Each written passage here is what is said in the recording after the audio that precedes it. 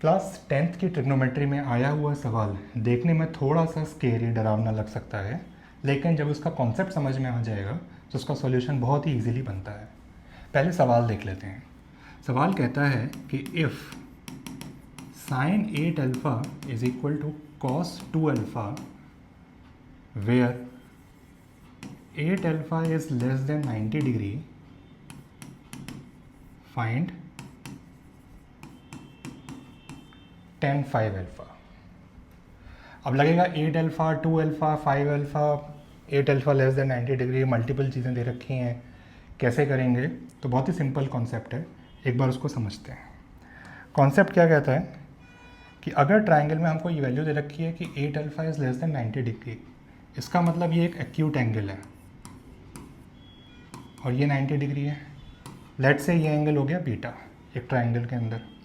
तो मुझे पता है कि 8 अल्फ़ा प्लस बीटा की वैल्यू हो गई 90 डिग्री।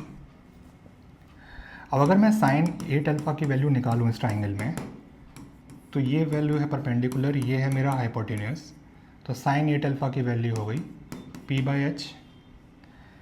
ऐसे ही कॉस बीटा अगर निकालता हूँ तो कॉस बीटा की वैल्यू हो गई ये बेस और ये हाइपोटेन्यूस, यानी कि p/h, यानी कि साइन 8 अल्फ़ा और कॉस बीटा बराबर हुए। तो मैं लिख सकता हूँ कि sine 8 alpha is equal to cos beta, but हमको ये कंडीशन दे रखी है कि sine 8 alpha equal to cos 2 alpha, इसका मतलब बीटा इक्वल टू 2 अल्फ़ा। ये वैल्यू मैं यहाँ रख दूँ। 8 alpha plus 2 alpha equal to 90 degree, 10 alpha is equal to 90 degree, alpha is equal to 9 degree. Alpha 9 degree है, 5 अल्फ़ा की value 45 degree, 10 45 degree is equal to 1। तो सिंपल सॉल्यूशन था।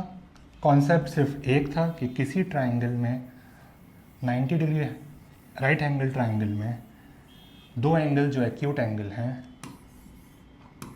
ये थीटा है, ये 90 माइनस थीटा है, 90 डिग्री है, तो sine theta will be equal to cos 90 minus theta and cos theta equal to sine 90 minus theta.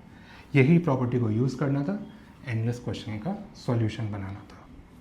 तो आई होप अब ये सॉल्यूशन क्लियर है, कॉन्सेप्ट क्लियर है।